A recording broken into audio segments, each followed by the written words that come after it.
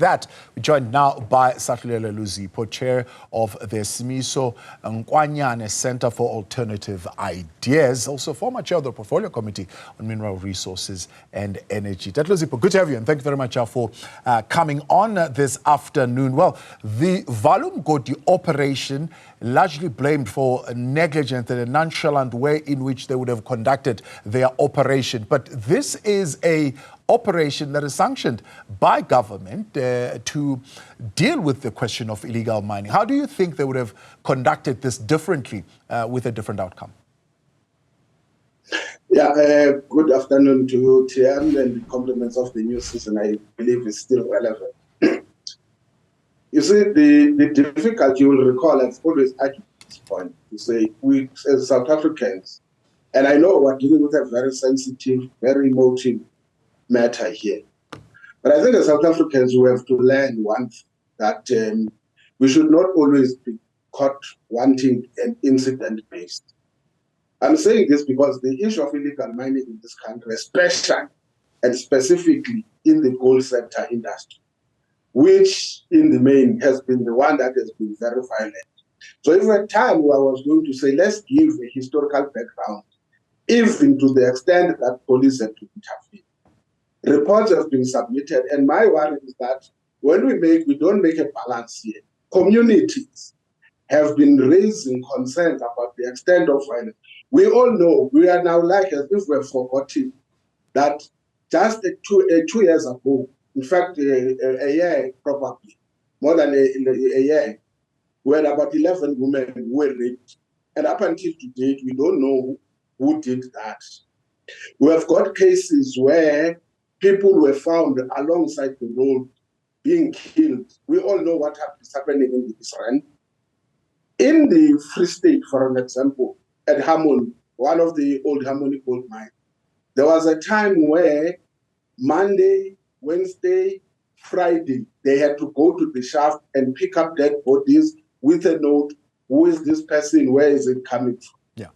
I'm saying for me, the question that we should be asking, what lessons have we learned and should we learn so that you don't have another Stilfontein situation? And this is where I would say, maybe a person like myself, I will agree that a commission of inquiry might be relevant. But my issue is that I don't think we should have a commission of inquiry on Stilfontein. Yeah. We should do that commission of inquiry.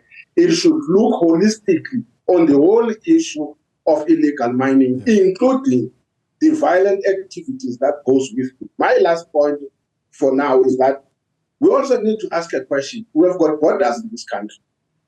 Some of these borders include our neighboring countries. For an example, Botswana, Namibia, to some degree, Swaziland. But when you look at the numbers that you have, I think, if I'm not mistaken, more than 1,500 and something just in the area of Stilfontein that have come up from surface, including those that are there. Yeah. Only, I talked in the report, only 26 are South African. Right. Predominantly, you've got most of them, they will be either from Zimbabwe, Lesotho, Mozambique. And this is why, amongst other things, what raised was that our representatives in the African Union, those who are within the SACO, within the South African community, which is the SADC region, when they interact, amongst other things, they need to tackle this thing. I dare say, if during the mining endeavor that will be taking place in Cape Town, I hope these countries that are within the SADC region, South Africa, will lead a discussion on how to manage activities of illegal mining, especially the criminal element that goes with it. So, my issue that I don't like to say point finger.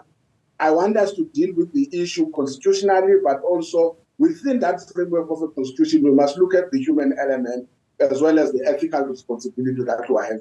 So that's why I'm saying it is an emotional issue. Indeed. And we cannot just justify that lives must be lost. But at the same time, we must also say that as individuals, on our own selves, we have got responsibilities and duties to make sure that those rights are also not under. So there are three areas here which you've touched on, which I think you must expand a little bit on. I mean, one is the one that we've had various conversations on, you and I, and it is the question of the rehabilitation of abandoned mines, right? There's a technique that you would have proposed, and the committee and lawmakers would have spoken about this, on how to seal those and dump cement or concrete there and so on and so forth. Has that technique worked, and is it time to look at how you're doing that and how that operation would have been conducted and whether or not it will continue to work? Because they would have managed to gain access to that mine anyway, even with the seal that you would have said have been put there. Two, you're talking of a commission. You're already in a challenge where you are unable to access the Australian companies or other foreign owners who own these mines that have not rehabilitated them. So you're saying we can't find them, we don't know where they are. How is a commission of inquiry going to help us if we are also not going to be able to gain some information from those companies that need to come? And then thirdly, you speak of the immigration question, wherein the Minister of Police, if I remember very well, at some point would have crossed the border and go to Lesotho to speak to his counterparts there to deal with the exact same issue. Was that just simply lip service, and was there nothing concrete that would have come up from that in terms of collaboration? Yes, let me start with the point of rehabilitation. I think one of the things that, for me, needs to be considered, and with a little bit of urgency. And it's unfortunate, I said at some point, the big elephant in the room, unfortunately, is the national treasure. And why do I say so? We've got about 6,000 derelict and holdings, 6,000 holdings that needs to be closed. Only 148, if I'm not mistaken, is granted to the state-owned company, which is Mintech, or to DMRE at that time. That is given 158. And according to them, when we look at Mintech, they say with the amount that is given to them, it will only take about more than 17 years to close those mines, because they only close about 20 per annum. Now, the reality is that there has to be some degree of sensitivity to say the issue of derelict and ownerless mine is a threat to society in general, and we need to find a mechanism, and that will require financial provisions. That's the first point. The second point is that there is a need to look at the developmental initiative, which is exactly the point you are saying, that closing those holdings, for an example, it's not relevant. Case study is the one that you have in Rift Valley, in Johannesburg. In Rift Valley, on the straight line of the closing of the holdings, immediately you put the seal, you seal the holes, one this side. They know that the straight line between one closed holding and the other one, in the middle, the tunnel to go through, then they start digging and find that tunnel. Which is why we say that you need to look at infrastructure development that will seal a much more bigger area in terms of addressing this issue. The second part that you have raised, I think, let me start with this one. I don't want to say for me it's a lip service. I think the point here is that as public representatives, especially at the level of government, they've got that responsibility. That when our representatives attend the Pan-African Parliament, these are parliamentarians, they've got reports adopted in Parliament. I think our representatives must be able to carry this matter and be able to discuss it at the level of the Pan-African Parliament. And I'm saying that also includes the responsibility on the part of the executive. That initiative by the Minister of Police, it was a necessary one. So I think for me, as I've said, I don't think here we've got a one-size-fits-all. My worry are two things. The reality that when you look, for an example, in the cases of some of those people that were found, it has been discovered, I think, that some of those are minors. They are far below the age, which actually means some of them, they might have been led to come to the car to South Africa. They are going to get this and this, only to find out that they are subjected to those conditions. But some, they are doing them voluntarily.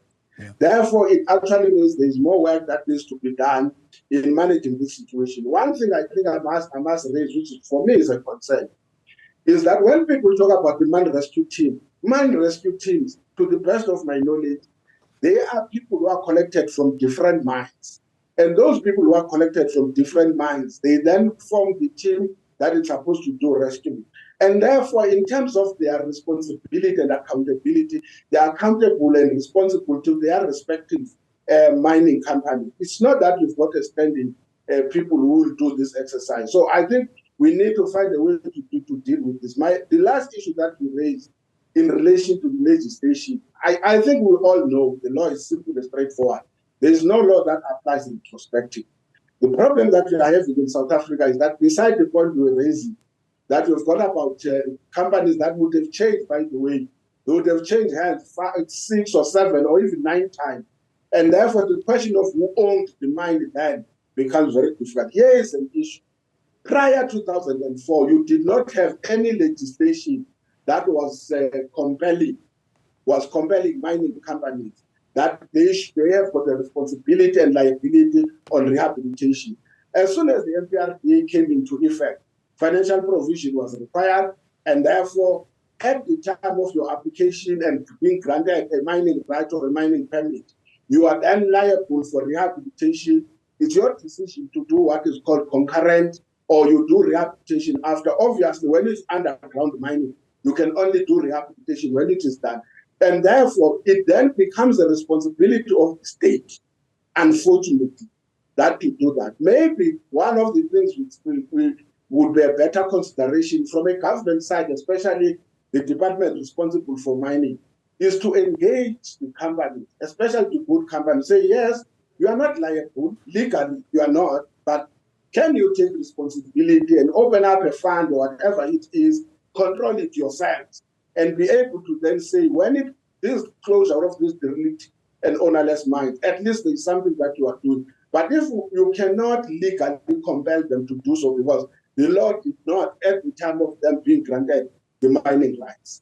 Sahlulele Luzipo, appreciate your time. Chair of the Simiso Nkwanyana Centre, for the matter that you have, of course, engaged us in around the rehabilitation of the mines, but also accountability as far as the Stilfontein tragedy is concerned. Right.